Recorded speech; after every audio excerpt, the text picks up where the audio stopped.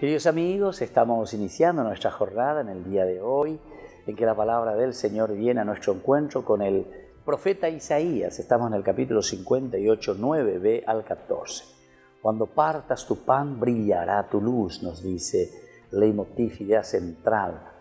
Si destierras de ti toda opresión y el señalar con el dedo y la palabra maligna, si le das tu pan al hambriento y sacias el estómago del necesitado, surgirá tu luz en las tinieblas, tu oscuridad se volverá mediodía. El Señor te guiará siempre en el desierto, saciará tu hambre, hará fuertes tus huesos, serás un huerto bien regado, un manantial de aguas cuyas aguas nunca se agotan. Reconstruirás viejas ruinas, levantarás sobre los cimientos antiguos, te llamarán reparador de brechas, restaurador de casas en ruinas. Si detienes tus pies el sábado y no haces negocios en mi día santo, si llamas al sábado tu delicia y honras el día consagrado al Señor. Y así sigue Isaías, espectacular, queridos hermanos. Nos dice punto por punto elementos que nosotros vivimos en el día a día y que tenemos que mirar desde lo más profundo del corazón. ¿Con qué intención estamos haciendo? Porque al final de cuentas lo que mira aquí se nota desde un inicio. Isaías apunta mucho a nuestra intencionalidad.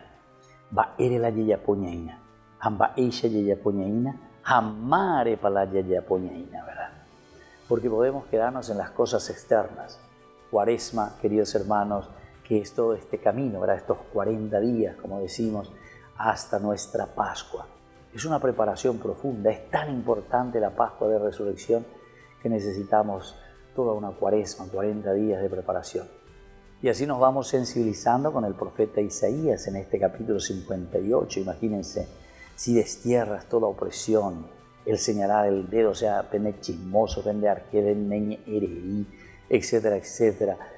Todo esto dejar de lado, queridos hermanos. ¿Pero por qué? Y porque nosotros sabemos que Dios es nuestra fuerza, Dios es nuestra resurrección. Y para eso también nosotros como cristianos tenemos que ser otros Cristos. Tenemos que ser otras personas tan santas y tan buenas que ofrecemos también lo mejor para la construcción del reino de Dios de nuestra sociedad. Que la bendición de Dios descienda sobre ustedes, el Padre, el Hijo y el Espíritu Santo.